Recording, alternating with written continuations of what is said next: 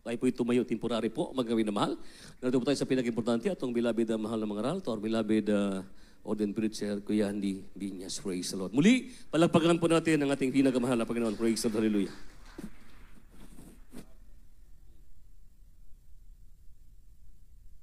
God bless you, ating beloved Preacher Mario Rayon. Everybody say, praise the Lord. Praise the Lord. Wala man, praise the Lord. Taas yung kamay, tayo po'y dumalangin.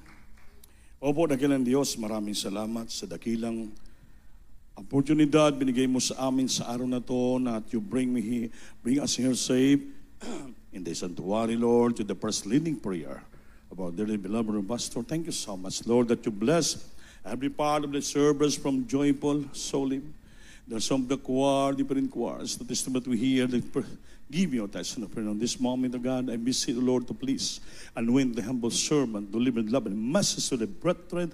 I bind Satan as out hindrances in our midst. In Jesus' name, amen. Praise the Lord. Everybody say, praise the Lord. Praise the Lord. Amen. Maraming salamat po sa ating mahal na Panginoon. Sa araw to, first of all, the highest praise, glory, o thanksgiving, and majesty, only to our loving God, our dear Savior, and give double honor and respect to our dearly beloved noble evangelist, Willis Sarmiento, and prophet of our loving God. And remember, cherish the blessed memories and precious teaching of beloved stand pastor, Lina Almeida, and all beloved children, whole blessed Almeida family.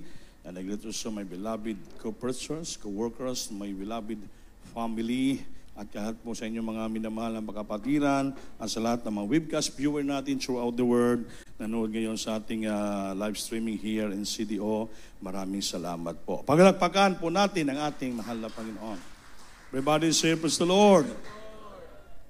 Mga minamahal, ang oras natin ay 10 minutos na lang mag-alas 8.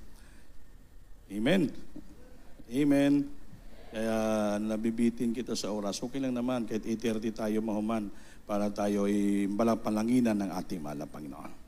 So ang ating pag-aralan sa gabing ito ay ginatawag na Jesus heals and delivers. Si Jesus ay nagpapagaling at nagliligtas. Palakpakan po natin ang ating mahal na Panginoon. Mga minamahal, narinig niyo mga patotoo, grabe, hindi po tayo pinabayaan ng ating mahal na Panginoon. Amen? Sa bawat alis natin, sa bawat nagkaroon tayo ng anniversary crusade, mga minamahal, hindi po tayo binibigo ng ating mahal na Panginoon. Siya po'y tumatawag ng maraming kaluluwa, tumatanggap sa Panginoon, nagbabautismo at nagpapakita siya ng himala. Nagpapagaling siya at nagliligtas ng mga tao. Dahil po yan po ang batasan kinaiya ng ating mangin. That is the virtue of God, na siya po'y nagpapagaling at siya po'y nagliligtas. Palakpakan po natin ang ating mahal na Panginoon.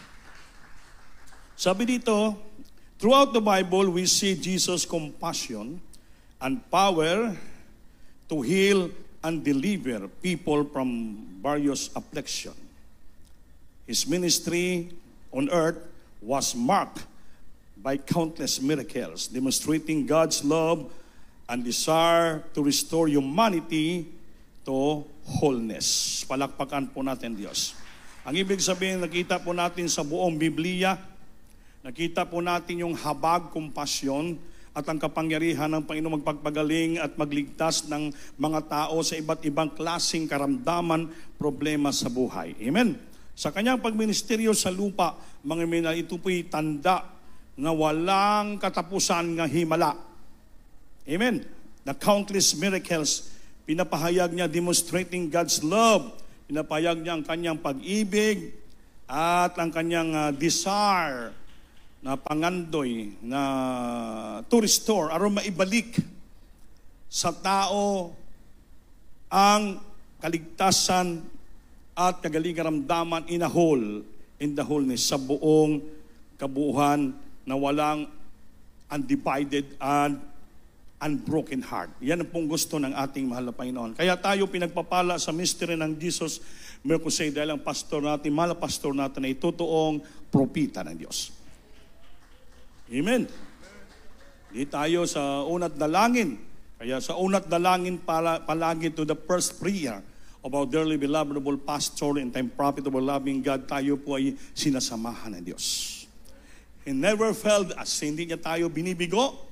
He never leave us nor forsake us. Hindi tayo pinabayaan. Hindi tayo sinasalikway ng Panginoon. He's always be with us and He'll always there. Sinasamahan tayo. Hindi tayo binibigo. Hindi tayo pinipahiyaan ng Diyos. Sa bawat gawa natin, grabe po ang himala ng Diyos sa ating buhay. Dahil that is the virtue, batasan ng Diyos. Siya po'y nagpapagaling at nagliligtas. Pakibasa lang dito sa Matthew chapter 4 verse 23. Praise the Lord. Sa aklat ng Mateo, Kabanata 4, ang talata ay 23.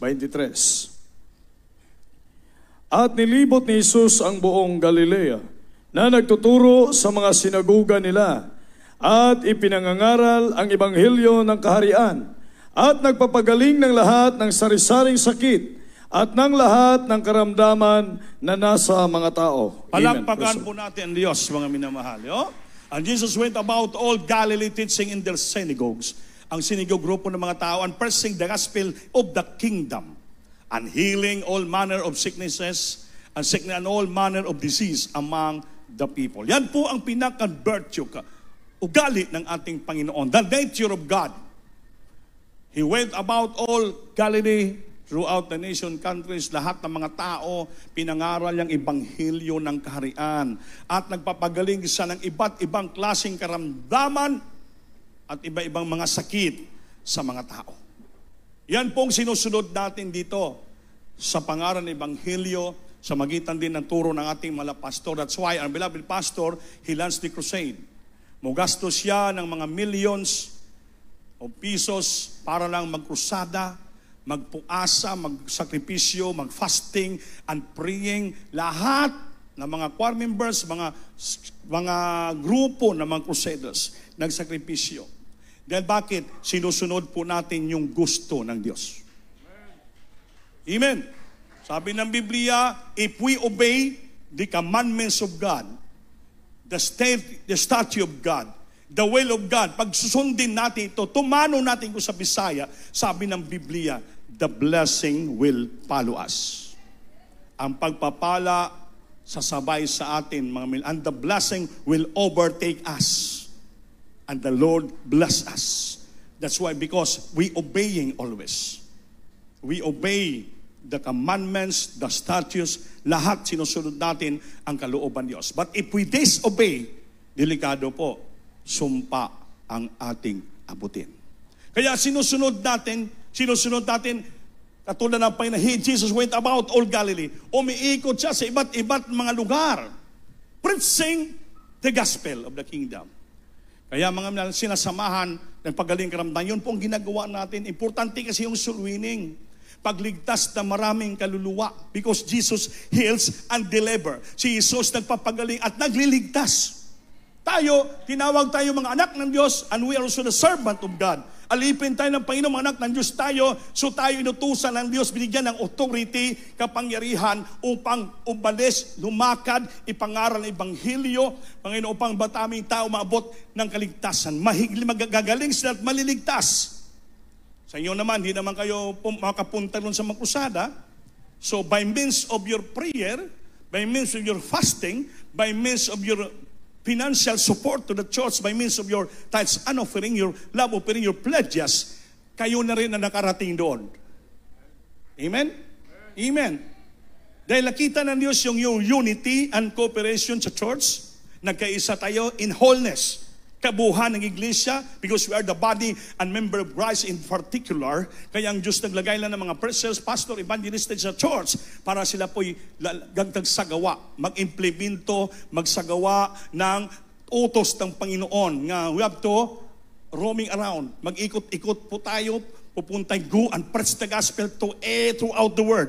Yan pong ginagawa ng mga manggagawa, mga crusaders. Ginampanan po ng ating mahal na pastor po yan. That's why nakita nyo ang Dismo Crusade, pinagpala ng Diyos. Thousands upon thousands of miracles happened in our church. Countless miracles. Hindi na mabilang na mga milagro, himala, nakita sa ating iglesia para nag-ordinaryo na lang. Amen ba? Yung mga tao in-interview natin after the altar call, hindi malaman yung naramdaman. Lahat sila nagkaroon ng joy, kasiyahan sa puso, yung mga kalungkutan nila sa puso, isipan, because of trials, financially, sa Word of God, mga minamahal, parang na-restore sila. May interview kami, sabi niya, salamat sa Panginoon, nga first time ko dumalo. Alam ko, grabing kahirapan namin, halos wala kami makain, pero nakapunta ako dito, natuwa ako, nagalak, dahil narinig kong salita ng Diyos. Sabi ng Biblia, alam ko kung magpatuloy ako maglingkod sa Diyos, sabi, hindi kami kukulangan ng Panginoon. Kasi may versikulo ng preach ako, na yung mga Israelites people, nang umalis sila sa desierto, 40 years in the desert, ngunit wala sila, hindi sila kinulangan ng Diyos. Hindi sila kinulangan. Pag sabi nila, Lord, gutom kami, kay Moses, kay Aaron, humingi sila ng pagkain, pinaulanan sila ng mana. Sabi na gusto namin kumain ng karne, pinaulanan sila ng quail, yung pugo. Sabi na, nauhaw kami, bilaukan kami sa karne. Pinainom sila ng ating Panginoon. Nothing lacking in their journey. Going to the land promise of Canaan. Lord, mainit. Sinisulungan sila ng glory clouds. Paggabi, madilim. Iniilawan sila ng haligi na apoy. The pillar of fire, which is Lord God mismo yon. Mga minamahal, kaya sabi niya, in 40 years in the desert of the journey going to the land of promise Canaan, kailanman hindi sila kinulangan ng Diyos. Kinulangan ba tayo ng Diyos? Hindi po tayo kinulangan ng Panginoon. Kahit paano, sinusurvive tayo ng Diyos. Pinapakain tayo, pinagpapala tayo, tinutugon ng Diyos ang dalangin natin, binoteksyonan tayo ng Diyos. The Lord always there. He's always there. He will go before us. Pangako niya, I will never leave thee, nor forsake thee. Basta gawin mo lang kalooban ng Diyos. Gawin mo lang ganyan. Obey, obey, obey, always obeying. So that the blessing will follow you. The blessing will overtake you. Grabe. Yung auntie ni Julian, may cancer yun, may bukol dito. Bedridden, ilang taong lang pag-asa. Muslim pa yun. Sabi niya, ate, kunin. Sige, kunin mo. Ba't na? Inuwa. Sabi lang, naka-building bed eh. The whole service, nakahiga. Dahil wala. Nung altar call, naupo nila. Tumanggap sa pain. Sabi ko, nanay, pabautismo ka. Makita mong himala, palakarin ka ng ating Panginoon sa pangalan ni Jesus. Grabing himala ng Diyos dahil ang salita, mayroong itawag na power po yon. The power of the tongue. Alabas sa bibig ng preacher, sa unat dalangin ng mga pastor. Tinaramdaman ko, pagalingin ka. Pinuhat nila, pagdating doon, totoo. Pinalakad ng ating malapan. Jesus heals and delivers.